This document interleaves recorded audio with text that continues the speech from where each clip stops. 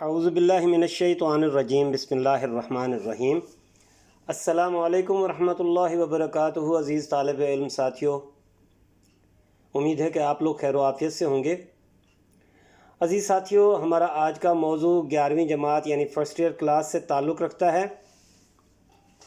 اور آج کا موضوع ہے حصہ نظم سے، جس کا نام ہے پرانا کوٹ، اور اس نظم کے شاعر ہیں سید محمد جعفری۔ 11ویں جماعت سے تعلق رکھنے والے اس موضوع سے متعلق ہم آج شاعر اور نظم کے تعارف کے ساتھ ساتھ مرکزی خیال، نظم کا خلاصہ اور اشعار کی تشریح کو آج کی اس ویڈیو میں شامل کریں گے۔ تو ہم اپنے موضوع کا آغاز کرتے ہیں۔ سب سے پہلے شاعر سید محمد جعفری کا ایک مختصر سا تعارف سمجھ لیتے ہیں۔ سید محمد جعفری 27 دسمبر 1905 کو بھرت پور، برطانوی ہندوستان کے ایک علمی گھرانے میں پیدا ہوئے۔ ابتدائی تعلیم گھر پر حاصل کی۔ گورنمنٹ کالج لاہور سے BSc آنرز کیمسٹری میں کیا، کیمیا کی سند حاصل کی، اور پھر اس کے بعد علم کی پیاس بجھانے کے لیے انہوں نے MA فارسی اور MA انگریزی ادبیات کیا۔ ان کے اساتذہ میں بڑے مشہور مزاح نگار ہیں پطرس بخاری، وہ بھی شامل تھے۔ سید محمد جعفری نے مصوری اور خطاطی کی تعلیم و تربیت بھی حاصل کی۔ کچھ عرصہ محکمہ تعلیم سے منسلک رہے۔ بعد ازاں وزارت اطلاعات و نشریات کے ذیلی ادارے پریس انفارمیشن ڈپارٹمنٹ دہلی میں شمولیت اختیار کی، اور کراچی، لاہور اور تہران ایران میں خدمات انجام دیں۔ عزیز بچوں، سید محمد جعفری کا شمار ایسے طنزیہ اور مزاحیہ شعراء کرام میں ہوتا ہے جنہوں نے ظرافت یعنی مزاح اور طنز کو ملکی اور سماجی اصلاح کا ہتھیار بنایا۔ یعنی طنز و مزاح سے انہوں نے سماجی اصلاح کا کام لیا، معاشرے کو بہتر کرنے کی اپنی سے ایک کوشش کی۔ ان کا طنز کاری ہوتا ہے، یعنی تیز ضرور ہے مگر اس قدر شگفتہ ہے کہ قاری کو نہ صرف لطف اندوز کرتا ہے بلکہ غور و فکر اور اصلاح کی دعوت بھی دیتا ہے۔ وہ ملکی ثقافت اور تہذیب و تمدن کو مغربی اثرات سے پاک دیکھنا چاہتے ہیں۔ یہی وجہ ہے کہ نظم پرانا کوٹ میں انہوں نے غلامانہ ذہنیت کو طنز کا نشانہ بنایا ہے اور ماضی سے عبرت حاصل کرنے کا درس دیا ہے۔ تو عزیز بچوں، یہ مختصر سا تعارف ہے سید محمد جعفری کا۔ آگے چلتے ہیں ہم۔ نظم پرانا کوٹ کا مرکزی خیال۔ سید محمد جعفری کی اس نظم کو دو نظریوں سے دیکھا جا سکتا ہے، یعنی اس کے مرکزی نقطے بھی دو نکلتے ہیں۔ ایک تو یہ کہ شاعر نے لنڈے یا کباڑ کی چیزوں کی اہمیت کو بیان کیا ہے۔ ہمارے معاشرے میں غربت کی وجہ سے پرانی چیزوں کا استعمال عام سی بات ہے۔ مہنگائی کی وجہ سے ہماری عوام خواہش رکھنے کے باوجود اپنے لیے نئی چیزیں خریدنے کے قابل نہیں ہوتی۔ ایک کوٹ کو مثال بناتے ہوئے وہ کہتے ہیں کہ غریب عوام ایسی چیزوں کو نسل در نسل استعمال کرنے پر مجبور ہیں۔ تو یعنی ایک نقطہ اس پوری نظم سے یہ نکلتا ہے کہ غریب بیچارے جو ہیں وہ دوسروں کی اترن یا دوسروں کے پہنے ہوئے کپڑے پہننے کو بھی ترجیح دیتے ہیں، چاہے وہ انگریزوں کی اترن ہی کیوں نہ ہو، چاہے وہ ایک کوٹ ہی کیوں نہ ہو۔ دوسرا نقطہ یہ ہے کہ شاعر نے انگریزوں کی طویل غلامی کے اثرات یہاں بیان کیے ہیں اور بھرپور طریقے پر طنز کیا ہے۔ یعنی ہم آج بھی ان کی تہذیب و تمدن کو اپنانے میں فخر محسوس کرتے ہیں، اور ان کی طرف سے آنے والی ہر گھٹیا سے گھٹیا چیز کو بھی اپنے لیے قابل عزت سمجھتے ہیں اور استعمال کرتے ہیں، اور پھر یہی نہیں بلکہ استعمال کرنے میں بھی ہم فخر محسوس کرتے ہیں۔ ٹھیک ہے جی. تو یہ یعنی دو طرح سے اس نظم کو دیکھا جا سکتا ہے. یہ یہاں پہ مرکزی خیال آ گیا. آگے چلتے ہیں. اس نظم کا ایک خلاصہ ہے. پوری نظم میں کیا بات کی گئی ہے مختصر طور پر یہاں پہ بیان کیا گیا، وہ بھی ذرا دیکھ لیتے ہیں. سید محمد جعفری کی اس نظم میں لنڈے یا کباڑ کی چیزوں کی اہمیت کو بیان کیا گیا ہے. شاعر نے موسم سرما میں نیلام سے ایک پرانا کوٹ خریدا، لیکن یہ اس نوٹ سے بہتر تھا جو اگر ایک بار پھٹ جائے تو پھر چل ہی نہ سکے. تو یہ کوئی ایسا نوٹ نہیں تھا بلکہ یہ کوٹ تھا اور اسے پہنا جا سکتا تھا. یہ بہت پرانے فیشن کا بنا ہوا کوٹ تھا جسے بہت مشہور سیاح واسکو ڈی گاما بھی پہن چکا تھا.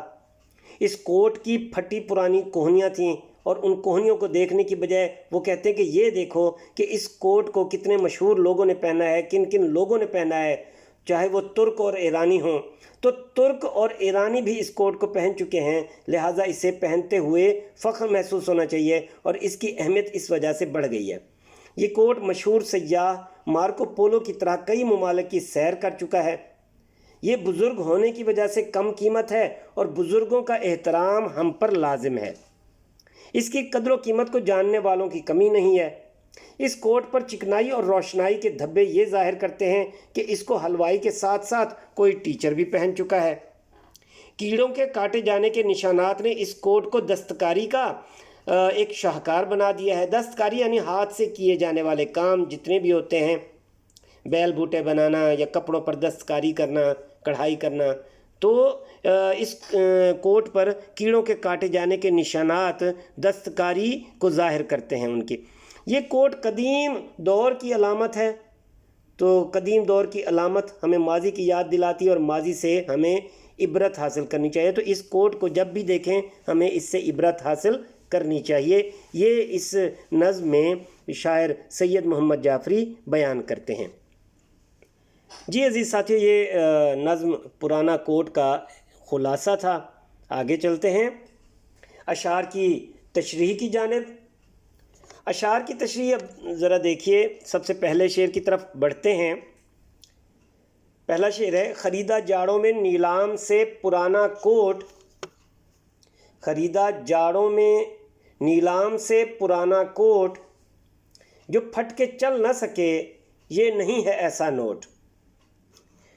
اب اس میں طریقہ کار تو وہی ہے، سب سے پہلے شاعر کا نام، پھر نظم کا نام اور پھر تشریح کی ہیڈنگ ڈال کے ہم مختصر طور پر اس نظم کا شاعر کا ایک حوالہ دیتے ہوئے ان کے بارے میں بتاتے ہوئے نظم کی طرف بڑھیں گے، شعر کی تشریح کی جانب. تو شاعر سید محمد جعفری، نظم ہے پرانا کوٹ. تشریح دیکھیے کہ سید محمد جعفری کا شمار ایسے طنزیہ اور مزاحیہ شعراء کرام میں ہوتا ہے جنہوں نے ظرافت اور طنز کو ملکی اور سماجی اصلاح کا ہتھیار بنایا. ان کا طنز کاری یعنی تیز ضرور ہے مگر اس قدر شگفتہ ہے کہ قاری کو نہ صرف لطف اندوز کرتا ہے بلکہ غور و فکر اور اصلاح کی دعوت بھی دیتا ہے. یہ کچھ ابتدائی جملے ہیں جو آپ نے تشریح کے شروع میں لکھنے ہیں، کیونکہ ایگزام میں، امتحانات میں کوئی ایک بند دیا جائے گا. اس نظم میں سے وہ 2 یا 3 اشعار دیے جا سکتے ہیں، تو لہٰذا یہ تعارف جو ہے یہ ضرور کروانا ہے یا یہ 2-3 ابتدائی جملے ضرور تحریر کرنے ہیں. تو شاعر سید محمد جعفری کے طنز کی بات ہو رہی ہے، تو ان کا طنز جو ہے یا مزاح جو ہے وہ غور و فکر اور اصلاح کی دعوت دیتا ہے. وہ ملک کی ثقافت اور تہذیب و تمدن کو مغربی اثرات سے پاک دیکھنا چاہتے ہیں. یہی وجہ ہے کہ نظم پرانا کوٹ میں انہوں نے غلامانہ ذہنیت کو طنز کا نشانہ بنایا اور ماضی سے عبرت حاصل کرنے کا درس دیا.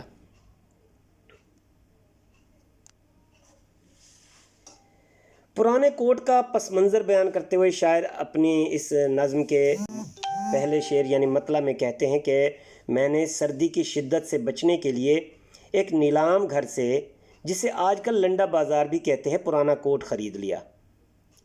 یہاں دراصل اس غریب طبقے کی نشاندہی کی گئی ہے جو اپنی ضروریات کو مختلف طریقوں سے پورا کرنے کی کوشش کرتا ہے.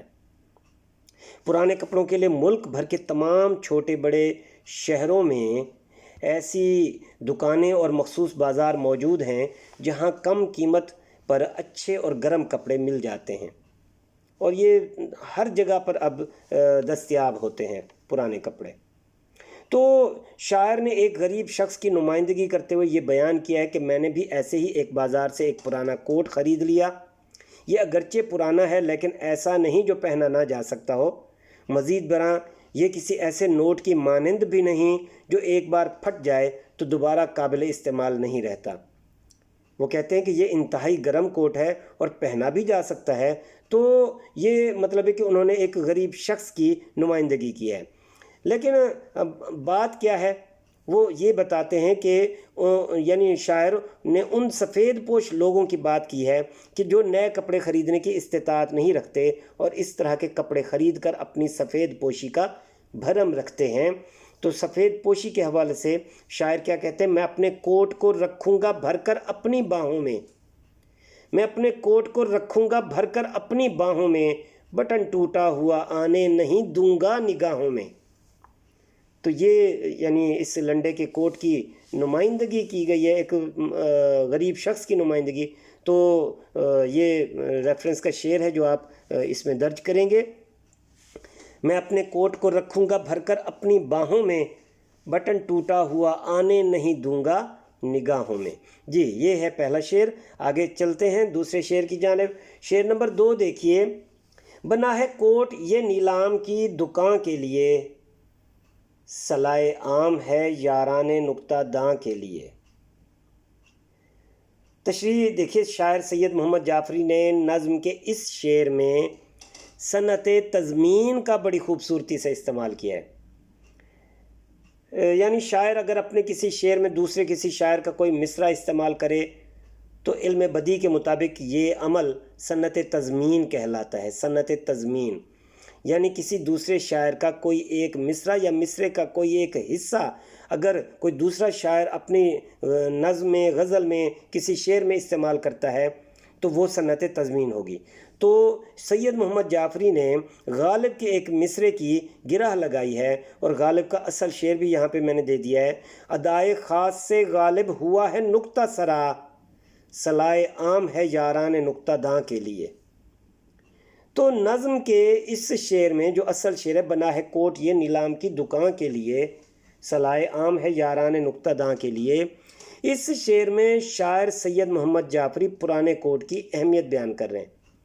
وہ کہتے ہیں کہ یہ کوٹ نیلام کی دکان کے لیے خاص طور پر بنایا گیا ہے، اس لیے ہر صاحب عقل کے لیے دعوت عام ہے کہ وہ آئے اور اس کوٹ کو اچھی طرح دیکھے، جائزہ لے اور پھر اس پر تنقید کرے۔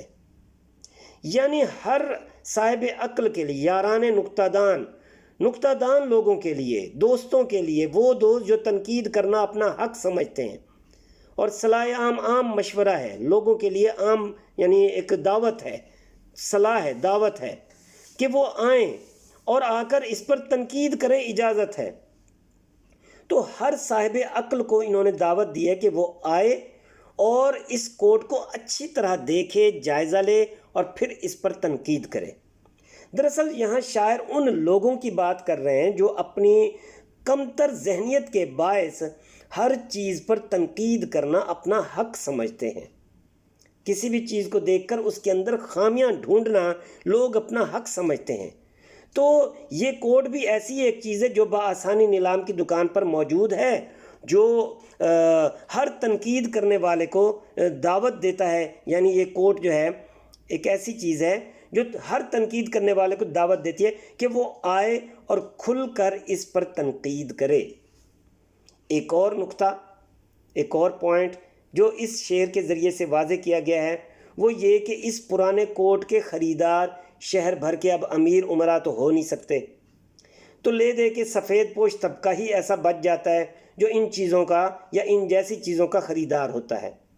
شہر بھر کی چمکتی دمکتی دکانوں اور شاپنگ مالز میں طرح طرح کی خوبصورت چیزیں بھی مل جائیں گی، لیکن جو خاص بات، شاعر کہتے ہیں کہ جو خاص بات اس کوٹ میں ہے وہ ان چیزوں میں بھی نہیں۔ ایسی چیز صرف اور صرف نیلام کی دکانوں سے ہی کھوج کر نکالی جاتی ہے۔ بہت سے پرانے کپڑوں کو چھانٹنے کے بعد اچھا خاصا وقت لگا کر ایسی کام کی چیز ہاتھ میں آتی ہے، لہٰذا ان سفید پوش لوگوں کو مخاطب کر کے کہا جا رہا ہے کہ اگر وہ اپنی آبرو اور سفید پوشی کا بھرم رکھنا چاہتے ہیں تو وہ آئیں اور پرانی چیزوں اور پرانے کپڑوں میں سے اس جیسا نایاب کوٹ چھانٹ کر لے جائیں۔ تو شاعر اس موقع پہ کیا کہتا ہے؟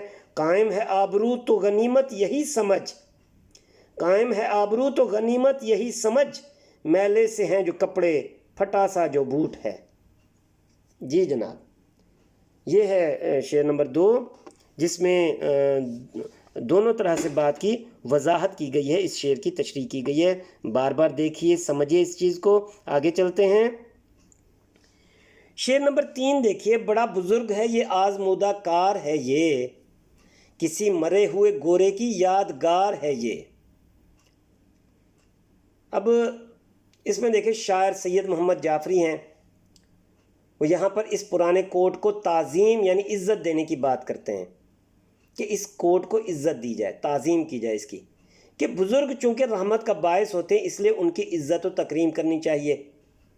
بقول شاعر، پھینکی نہ منور نے بزرگوں کی نشانی، دستار پرانی ہے مگر باندھے ہوئے ہے۔ یہ بزرگوں کی نشانی ہے، پرانی چیز ہے۔ پھینکی نہ منور نے بزرگوں کی نشانی، دستار پرانی ہے مگر باندھے ہوئے ہے۔ تو نظم کے اس تیسرے شعر میں شاعر کہتے ہیں کہ یہ کوٹ بہت ہی پرانا ہے، یوں معلوم ہوتا ہے کہ جیسے بہت سے لوگ اس کوٹ کو پہن چکے ہیں۔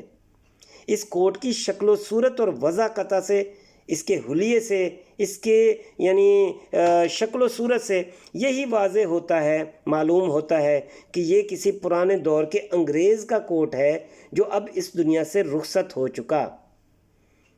تو انگریزوں نے اتارا ہے، پھر تو ہم ضرور پہنیں گے۔ تو یہ ایک طنز ہے جو بیان کیا گیا یہاں پہ، کسی مرے ہوئے گورے کی یادگار ہے یہ، تو گورے سے مراد یہاں پر انگریز ہے۔ تو یہ کسی پرانے دور کے انگریز کا کوٹ معلوم ہوتا ہے جو اب اس دنیا میں نہیں ہے، اس دنیا سے جا چکا ہے۔ اور یہ کوٹ چونکہ بہت ہی پرانا ہے اور پرانی چیزیں چونکہ بزرگی کی علامت ہوتی ہیں، تو یہ بھی بزرگ کوٹ ہے، اور بزرگ ہمیشہ زندگی بھر کا تجربہ رکھتے ہیں، لہٰذا یہ کوٹ بھی دنیا بھر کی سیر کر چکا ہے اور نہایت آزمایا ہوا، جانچا ہوا، پرکھا ہوا اور تجربہ کار کوٹ ہے۔ ٹھیک ہے جی، تو یہ شعر نمبر 3۔ آگے بڑھتے ہیں شعر نمبر 4 کی جانب۔ شعر نمبر 4 دیکھیے، پرانی وضع کا بے حد عجیب جامہ ہے، پرانی وضع کا بے حد عجیب جامہ ہے، پہن چکا اسے خود واسکو ڈی گاما ہے۔ تو اب اس میں کیا کہا گیا؟ بڑی بہترین، یعنی انہوں نے ایک طرح سے صنعت تلمیح پر مشتمل ہے یہ شعر، واسکو ڈی گاما کا ذکر کر کے یعنی وہ اس دور کو یاد کیا گیا ہے۔ شاعر محمد جعفری، سید محمد جعفری کہتے ہیں کہ یہ کوٹ بہت ہی پرانے زمانے کا ہے، اس کا فیشن اور ڈیزائن نہایت پرانا ہے جو عجیب معلوم ہوتا ہے۔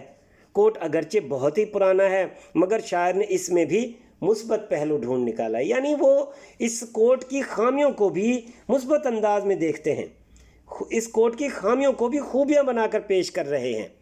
تو بہت ہی پرانا ہے مگر شاعر نے اس میں بھی مثبت پہلو ڈھونڈ نکالا ہے، وہ یہاں اس میں بہت سی اچھائیاں نکال کر پیش کرتے ہیں، بڑے ہی منفرد انداز میں، یونیک وے میں پرانے کوٹ کی تعریف بیان کرتے ہوئے وہ کیا کہتے ہیں کہ نہایت قدیم زمانے سے تعلق رکھنے والے اس کوٹ کے پرانے ہونے کا اندازہ اس بات سے بخوبی لگایا جا سکتا ہے کہ اسے مشہور سیاح اور بحری قزاق واسکو ڈی گاما بھی پہن چکا ہے۔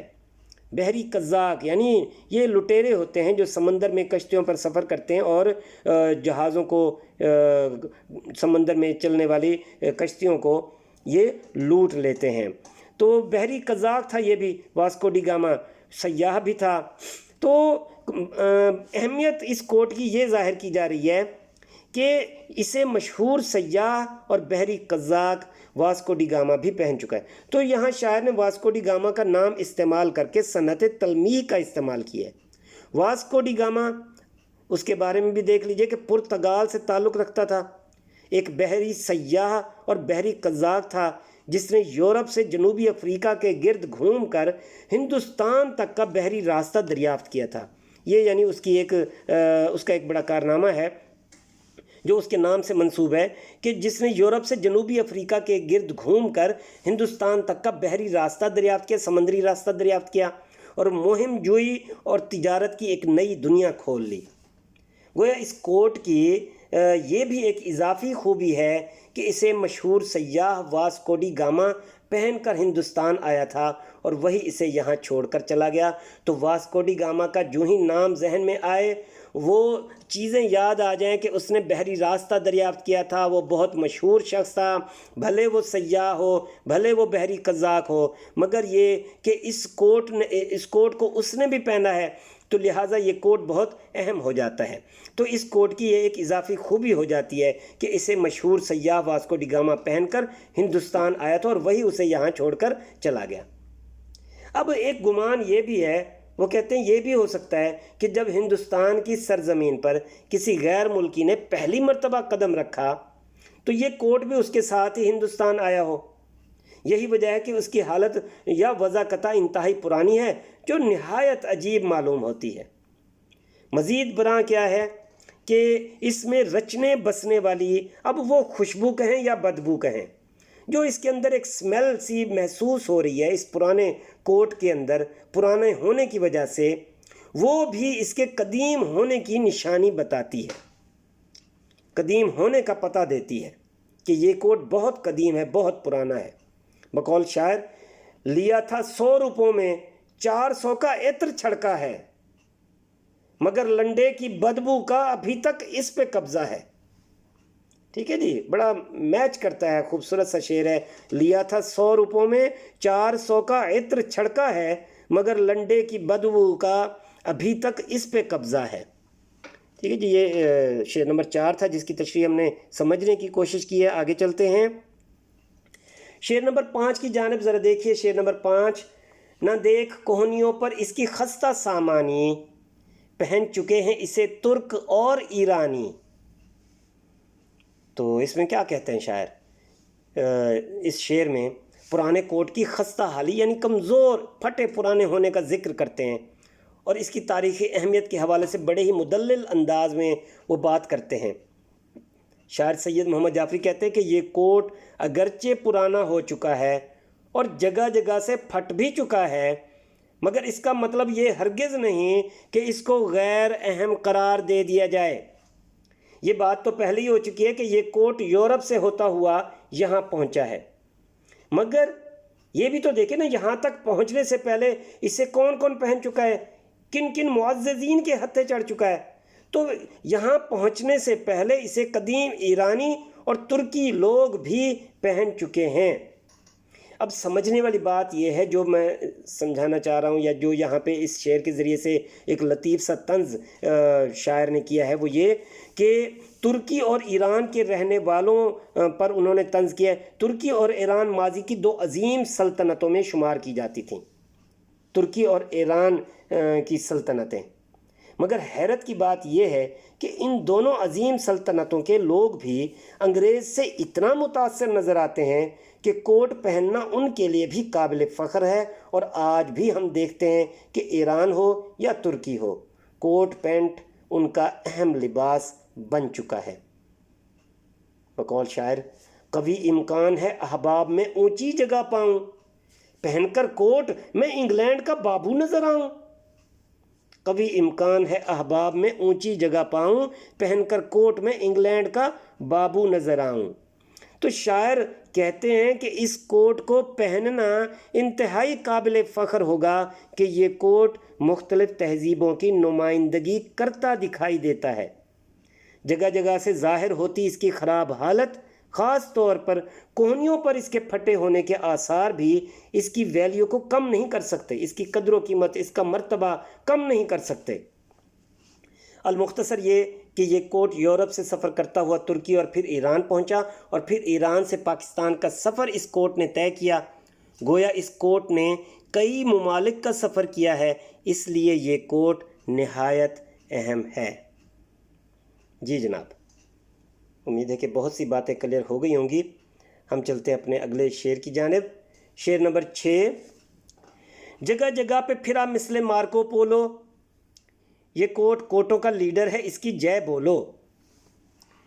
اب اس میں جو بات کی جا رہی ہے جگہ جگہ پہ پھرا مثل مارکو پولو، اب یہ مارکو پولو کا نام یہاں پہ آ گیا تو یہ ایک اور صنعت تلمیح بن گئی، یعنی اس میں بھی، اس شعر میں بھی صنعت تلمیح کا استعمال کیا گیا بڑا خوبصورت طریقے سے۔ تو شاعر سید محمد جعفری نہایت منفرد انداز میں پرانے کوٹ کی خامی کو، خرابی کو بھی خوبی بنا کر پیش کرتے ہیں، اور یہی ان کا فن ہے۔ وہ کہتے ہیں یہ پرانا کوٹ مشہور سیاح مارکو پولو کی مانند ہے۔ مارکو پولو سیاح تھا، سیر کرتا تھا۔ مارکو پولو وینس اٹلی کا ایک تاجر تھا اور مہم جو تھا۔ اس نے دنیا کے کئی ممالک کا سفر کیا اور اپنے مشاہدات کو ایک کتاب میں تحریر کیا۔ اس نے اپنے والد اور چچا کے ساتھ چین کا سفر بھی کیا اور مشہور بادشاہ قبلائی خان سے ملاقات بھی کی۔ تو یہاں پر کہنے کا مطلب یہ ہے کہ جس طرح مارکو پولو نے کئی ممالک کی سیر کی، اس طرح یہ بھی مارکو پولو کی طرح یہ کوٹ بھی کئی ملکوں کی سیر کر چکا ہے اور سیر کرنے کے بعد یہاں پہنچا ہے۔ اس کوٹ کا کردار نہایت بلند ہے۔ کریکٹر کی بات کریں اس کوٹ کے کریکٹر کی، تو بڑے اہم لوگوں نے اسے پہنا ہے، معززین نے پہنا ہے، لہٰذا اس کا کردار جو ہے نا نہایت بلند ہے اور اسے عزت و تکریم سے نوازا جائے، چونکہ یہ تاریخی طور پر بہت زیادہ اہمیت کا حامل ہے۔ تو اس اہمیت کے پیش نظر اسے تمام کوٹوں کا لیڈر تسلیم کیا جائے اور اس کے حق میں زندہ باد کے نعرے لگائے جائیں۔ جس طرح ایک سیاسی لیڈر ہوتا ہے، سیاسی رہنما ہوتا ہے کسی پارٹی کا، تو وہ جب بھی کسی علاقے کا دورہ کرتا ہے تو اس کے حق میں نعرے لگائے جاتے ہیں، تو بالکل اسی طرح یہ کوٹ بھی تمام کوٹوں کا لیڈر ہے، تو اس کے حق میں بھی زندہ باد کے نعرے لگائے جائیں۔ یہ کوٹ کوٹوں کا لیڈر ہے، اس کی جے بولو، جے ہو، جے ہو۔ تو اس کو ہم اس نظر سے بھی، یہ تو ہے اس کی یعنی جو بات لفظی مطلب جو یہاں پہ بیان کیا گیا، تو اس نظر سے بھی ہم اس کوٹ کو دیکھ سکتے ہیں کہ یہ وہ قدیم کوٹ ہے جس نے اپنے بعد سلنے والے یا سلائی کیے جانے والے اور پہنے جانے والے کوٹوں کی ایک راہ متعین کی، ایک یعنی پیٹرن سیٹ کر دیا، نمونہ سیٹ کر دیا کہ بعد میں سلنے والے کوٹ جو ہیں وہ اس طریقے پر یا اسی میں ہی رد و بدل کر کے سلائی کیے جائیں۔ تو بقول شاعر یہ یادگار ہے گزرے ہوئے زمانے کی، یہ کوٹ جو ہے، یہ اس کوٹ کی بات ہو رہی ہے پرانے کوٹ کی، یہ یادگار ہے گزرے ہوئے زمانے کی، اسی سے رسم چلی عزتیں بڑھانے کی۔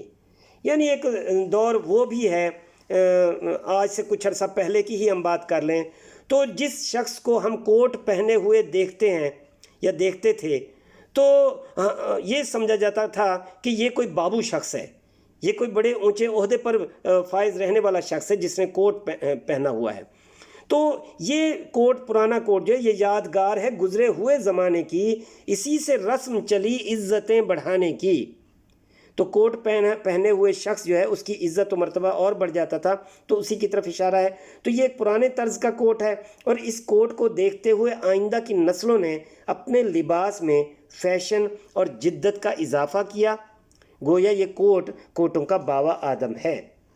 تو عزیز ساتھیو، اس کو ہم یوں بھی دیکھ سکتے ہیں کہ ہر نسل اپنی گزشتہ نسل کے کام کو آگے بڑھاتی ہے، یا ہر نئی نسل اپنے آباء و اجداد کی محنت کے بل بوتے پر آگے کارنامے سر انجام دیتی ہے۔ تو بالکل اسی طرح یہ کوٹ بھی ایک باوا آدم ہے، تمام کوٹوں کا لیڈر ہے، اور آنے والے تمام کوٹ یا آنے والے تمام کپڑے اسی کو دیکھ کر ان میں جدت کی گئی، جدت پیدا کی گئی، یا ان کا ڈیزائن یا ان کا نمونہ یا ان کا سلائی کا طریقہ وہ تبدیل کیا گیا، یا پھر اسی طریقے پر سلائی کیے گئے۔ تو یہ کوٹ ایک طرح سے نمونہ ہے آج کے پہنے جانے والے تمام کوٹوں کا، اور یہ ایک پیٹرن ہے جس پر دوسرے تمام کوٹ سلائی کیے گئے۔ جی جناب، یہ ایک طرح سے اس کا مفہوم بنتا ہے۔ آگے چلتے ہیں شعر نمبر 7 کی جانب۔ شعر نمبر 7 ہے، بڑا بزرگ ہے یہ گو قلیل قیمت ہے، میاں بزرگوں کا سایہ بڑا غنیمت ہے۔ تو اب بڑا بزرگ ہے یہ گو قلیل قیمت ہے، بزرگ ہے، عزت کرنی چاہیے، اگرچہ یہ بہت ہی کم قیمت پر ہے۔ قلیل یعنی کم قیمت، اگرچہ اس کی قیمت بہت ہی کم ہے، سستا ہے۔ پھر دوسرے شعر میں کیا ہے کہ میاں بزرگوں کا سایہ بڑا غنیمت ہے، اگرچہ کم قیمت ہے، مگر یہ تو دیکھو نا، بزرگوں کا سایہ ہمیشہ نعمت ہوتا ہے، غنیمت ہوتا ہے۔ تو شاعر کہتے ہیں کہ جو چیز پرانی ہو جاتی ہے اس طرح اس کی قیمت بھی کم ہو جاتی ہے، لیکن کچھ چیزیں ایسی بھی ہوتی ہیں جو پرانی ہونے کے باوجود مہنگی ہوتی جاتی ہیں، جیسے اینٹیک پیس ہوتے ہیں۔ تو شاعر سید محمد جعفری کہتے ہیں کہ یہ کوٹ اگرچہ پرانا ہے اور قیمت بھی بہت کم ہے، مگر اس کی عمر اور اس کا مرتبہ تو دیکھیے۔ جس طرح بزرگ ہمارے لیے قابل احترام ہوتے ہیں اور انہیں اللہ تعالیٰ کی طرف سے رحمت کا سایہ سمجھا جاتا ہے، اسی طرح اس کوٹ کو بھی بزرگ جانیے اور اس کی عزت کیجیے۔ یہ کوٹ پرانا ہے مگر ہے بڑی نعمت، یہ کوٹ پرانا ہے مگر ہے بڑی نعمت، سائے کو بزرگوں کے سب جانے غنیمت، سائے کو بزرگوں کے سب جانے غنیمت۔ تو مغربی تہذیب کو اگر ہم دیکھیں، اس کا بغور جائزہ لیں، تو معلوم ہوتا ہے کہ مغرب میں یا مغربی لوگوں کے ہاں جب کوئی چیز پرانی ہو جائے تو اسے بیکار سمجھ کر پھینک دیا جاتا ہے۔ یہی حال ان کے ہاں بوڑھے بزرگوں کا بھی ہے کہ وہ اپنے بوڑھے والدین کو اولڈ ہاؤس بھیج دیتے ہیں، جبکہ مشرقی تہذیب میں اپنے بزرگوں کو ہمیشہ اپنے سر پر بٹھایا جاتا ہے اور عزت و احترام دیا جاتا ہے۔ تو شاعر سید محمد جعفری بھی اس کوٹ کو بزرگ مانتے ہوئے عزت و احترام دینے کی بات کرتے ہیں۔ وہ کہتے ہیں کہ گھر میں جس طرح بزرگوں کے سائے کو رحمت سے تعبیر کیا جاتا ہے، اس طرح اس کوٹ کو بھی بزرگ جان کے اس کی عزت کی جائے۔ ٹھیک ہے جی، آگے چلتے ہیں شعر نمبر 8 کی جانب۔ ہیں اس پہ دھبے جو سرخی کے اور سیاہی کے، نشان ہیں کسی ٹیچر کی بادشاہی کے۔ اب اس شعر میں کیا ہے؟ اس شعر میں اساتذہ کرام کی بات کی گئی ہے کہ اساتذہ کرام کے پاس ایک مخصوص علامت، مخصوص نشانی، ان کا قلم جس میں سرخ اور سیاہ روشنائی ہوتی ہے۔ تو ہیں اس پہ دھبے جو سرخی کے اور سیاہی کے، نشان ہیں کسی ٹیچر کی بادشاہی کے۔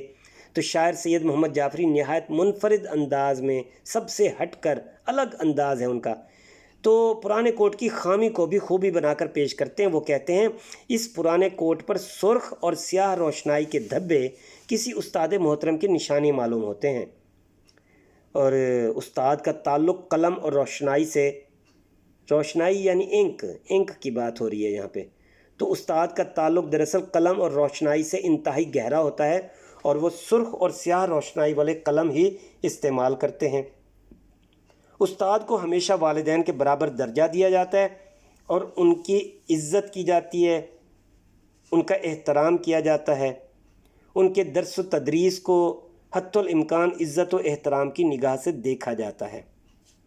بقول شاعر، جن کے کردار سے آتی ہو صداقت کی مہک، ان کی تدریس سے پتھر بھی پگھل سکتے ہیں۔ اساتذہ کی تعریف میں یہ شعر بیان کیا گیا۔ لہٰذا ہم اس شعر کی طرف آئیں، اپنے اصل شعر کی جانب، تو یہ بات بآسانی ظاہر ہو سکتی ہے کہ یہ کوٹ جس پر سرخی اور سیاہی کے نشانات ہیں کسی استاد کے زیر استعمال ضرور رہا ہوگا۔ عزیز بچوں، جو ہم گزشتہ اشعار پڑھ چکے ہیں، پچھلے اشعار، ان میں ہم نے دیکھا ہے کہ اس کوٹ کی اہمیت کو مختلف طریقوں اور مثالوں سے واضح کیا گیا ہے۔ اسے ترک اور ایرانی تہذیب کا نمائندہ بھی کہا گیا، اور واسکو ڈی گاما اور مارکو پولو جیسے سیاحوں کے ساتھ بھی اس کا تعلق بیان کیا گیا۔ اس کو اس شعر میں خاص طور پر خاص کے ساتھ ساتھ عوام الناس کا کوٹ کے ساتھ تعلق ظاہر کیا گیا ہے اس شعر میں، یعنی کہ ہیں اس پہ دھبے جو سرخی کے اور سیاہی کے، نشان ہیں کسی ٹیچر کی بادشاہی کے، تو خاص کے ساتھ ساتھ عوام الناس کی بات بھی کی گئی ہے، عوام الناس کے ساتھ اس کا تعلق، اس کوٹ کا تعلق ظاہر کیا گیا ہے۔ وہ کہتے ہیں، شاعر کہتے ہیں کہ کوٹ پر موجود روشنائی کے دھبے اس بات کی عکاسی کرتے ہیں کہ اسے کسی استاد محترم نے بھی کبھی پہنا تھا۔ کہنے کا مقصد یہ ہے کہ اس کوٹ کو محض پرانا اور قدیم فیشن کا سمجھ کر نظر انداز کرنا بے وقوفی ہوگی۔ یہ ضرور دیکھا جائے کہ اس کوٹ کو کیسے کیسے معززین پہن چکے ہیں۔ جی، تو یہ اشعار تھے اللہ تعالیٰ آپ کا حامی و ناصر ہو۔ انشاءاللہ ہم اپنے اس نظم کے بقیہ اشعار اپنی دوسری ویڈیو میں شامل کریں گے۔ اپنا بہت خیال رکھیے، اس ویڈیو کو لائک، شیئر اور سبسکرائب ضرور کیجیے۔ اللہ حافظ۔